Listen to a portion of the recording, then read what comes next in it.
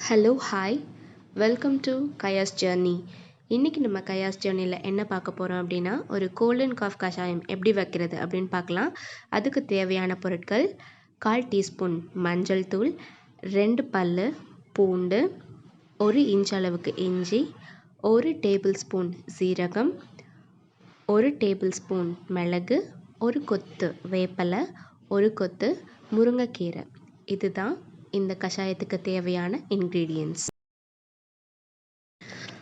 முதல்ல நம்ம கஷாயம் பண்ணுறதுக்கு ஒரு பேன் எடுத்துக்கலாம். அந்த பேனில் 2 கிளாஸ் அளவுக்கு தண்ணி விட்டுக்கலாம்.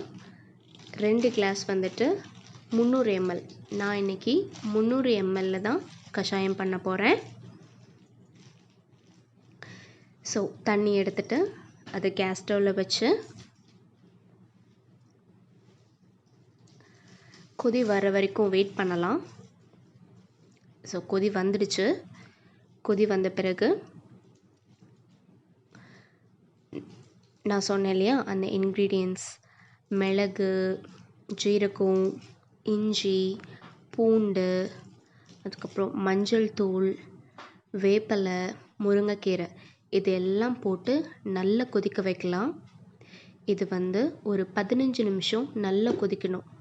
நம்ம 300 ml தண்ணி ஊற்றணும் இல்லையா, அது பாதி அளவுக்கு கொதிக்கணும்.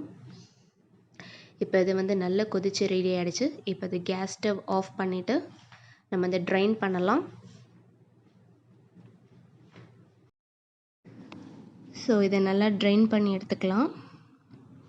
இதை நல்லா ட்ரைன் பண்ணதுக்கப்புறமா 1 டீஸ்பூன் கல்லுப்பு சேர்த்து நல்லா மிக்ஸ் பண்ணி நம்ம குடிக்கலாம். பெரியவங்க 50 ml எடுத்துக்கலாம். சின்ன பசங்க, அதாவது 2 வயசுக்கு மேலே உள்ள பசங்க 10 ml கொடுங்க. கண்டினியூஸாக 3 நாள் குடித்தோன்னா கண்டிப்பாக சளி, இருமல் கண்டிப்பாக குணமாகிடும். இது ட்ரை பண்ணி பார்த்துட்டு கமெண்ட் பண்ணுங்கள், லைக் பண்ணுங்கள், ஷேர் பண்ணுங்கள், எங்கள் சேனலை சப்ஸ்கிரைப் பண்ணுங்கள். தேங்க்யூ ஃபார் வாட்சிங்.